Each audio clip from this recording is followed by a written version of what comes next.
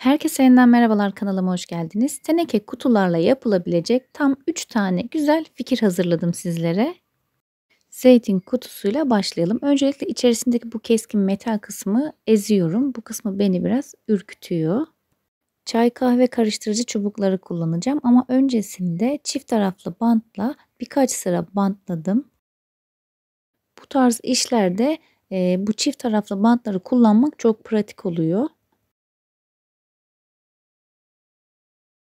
Çubukların boyu kadar birkaç sıra bantladıktan sonra üzerindeki sarı şeridi çıkardım.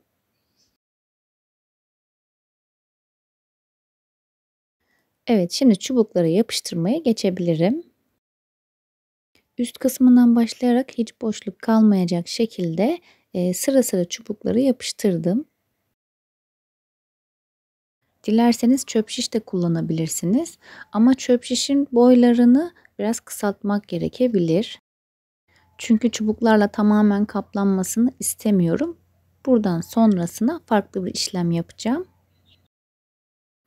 Evet, teneke kutuyu çubuklarla kapladım. Şimdi bu boş bıraktığım kısmı da 4 milimetre halat iple saracağım. Ama öncesinde ipten 15-20 santim kadar bir pay bıraktım ve bu şekilde sarmaya devam ettim.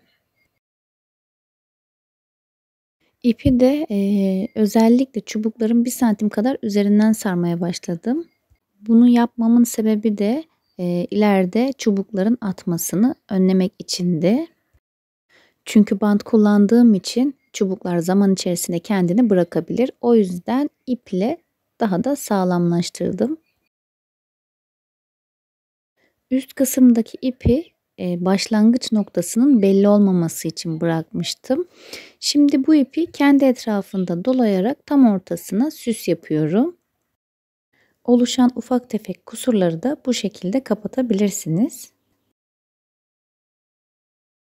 Hem sağlamlaştırmak hem de daha güzel görünmesini sağlamak için üst kısmına da 2 sıra halat ip yapıştırdım. Bu ipin 100 metresini Trendyol'dan 60 liraya aldım yakın bir zamanda. Takip edin, böyle zaman zaman indirimler oluyor. Bazen indirim kuponları da tanımlıyorlar. Bu şekilde yaparak malzemelerinizi daha uygun bir fiyata getirebilirsiniz. Evet, bohem tarz sevenlerin çok hoşuna gideceği vazo hazır. İçerisine bakılmadığı sürece teneke kutudan yapıldığını kimse anlamayacaktır. Vazo dışında içerisine tahta kaşık koyarak mutfakta da kullanılabilir diye düşünüyorum. Hatta salça kutularını da aynı şekilde hazırlayıp iki yanına çok şık bir takım yapılabilir. Ben çok sevdim. Siz ne düşünüyorsunuz? Yorumlarınızı bekliyorum.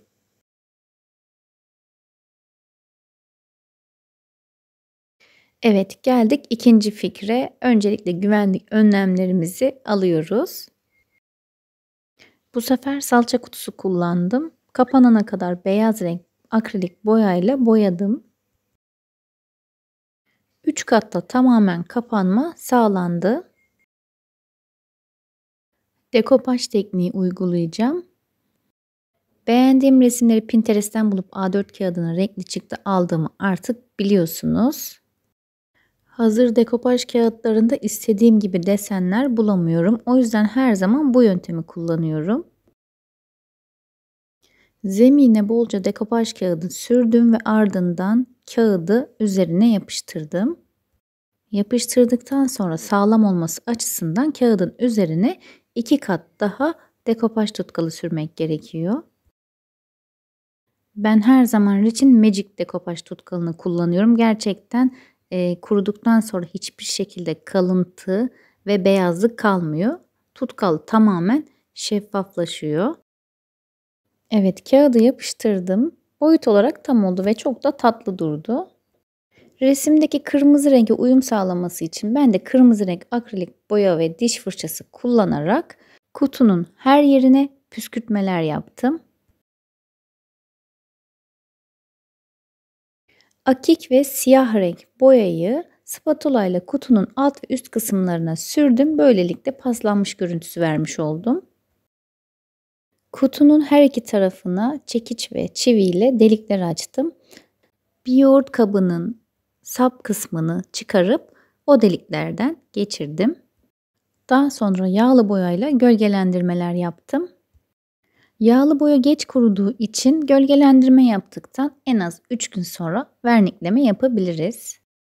Ve ikinci kendin yap projem de hazır. Ben içerisine saksı koyarak sergiledim ama evin her alanında kullanılabilecek bir çalışma oldu. Ben sap kısmını bu şekilde bırakmayı uygun gördüm. Dilerseniz jüt ipiyle sararak da kullanabilirsiniz. Hatta aklıma şöyle bir fikir geldi. Keşke video çekerken gelseydi. Sap kısmını sanırım doğal rafya ile sararsam çok daha güzel görünecek. Geldik üçüncü ve son çalışmama. Bu sefer çakıl taşı akrilik boya kullanarak boyadım. 2 kat yeterli oldu. Kapağını da hiç boşluk kalmayacak şekilde her yerini aynı renk boyayla boyadım. Hamur ve silikon kalıpla çıkardığım bu şekli ve gösterdiğim çekmece kulbunu kapağın üzerine hızlı yapıştırıcıyla yapıştırdım.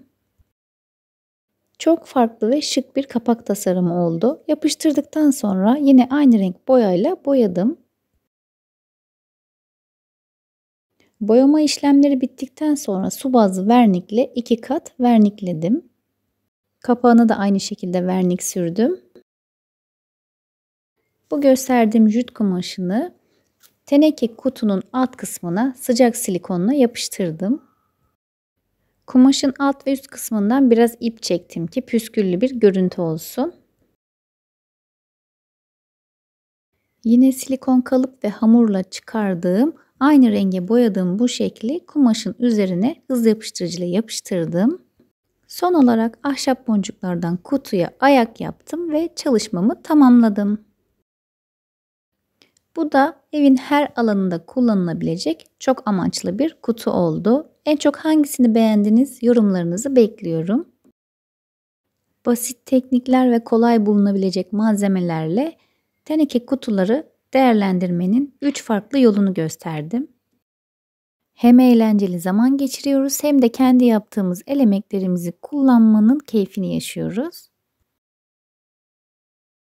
Bugünlük de benden bu kadar. Videoyu beğendiyseniz eğer beğen butonuna basmayı, kanalıma abone olmayı ve yanındaki zil işaretine tıklayarak bildirimleri açmayı unutmayın. Bir sonraki videolarda görüşmek üzere. Kendinize çok iyi bakın. Hoşça kalın.